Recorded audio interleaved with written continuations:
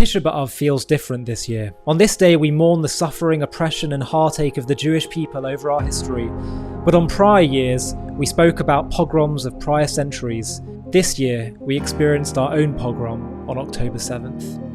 And as we think about all the pain in our world, people will use this fast day as a time to plead with God for his salvation, that he look upon his people with mercy.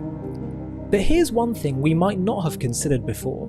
We often think about our own pain, the pain of our families and friends and our nation and the world. But how many of us have stopped to think about the pain that God feels?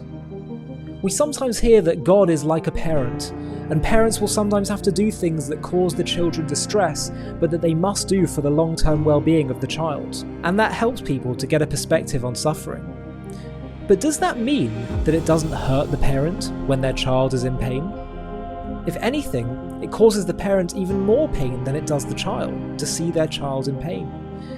This may shock some theologians, but Judaism teaches that when we feel pain, it hurts God infinitely more. He cries with us. In all our joys he is with us, but in all our sorrows too. He's not a distant, indifferent creator. And so this year, as we mourn all the pain we've endured and continue to endure, and as we renew our resolve to make the world better, to partner with God in fixing it, let's remember who actually has the biggest stake in all of this. Who really cares about making this world better more than anyone else? Whose idea was this whole world? We may feel it is us who are needy, but actually, we were created by our Creator. And it is the Creator's need to make this world perfect and whole.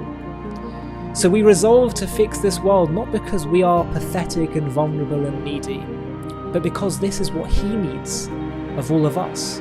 We have absolutely no idea why there is pain in this world, and we don't want to. Our only focus is on bringing it to an end. But we know one thing for sure. If all this suffering causes God so much suffering, let alone His creations, then it must be part of some incredibly awesome plan. Because if the pain is so awesome, its purpose must be equally so.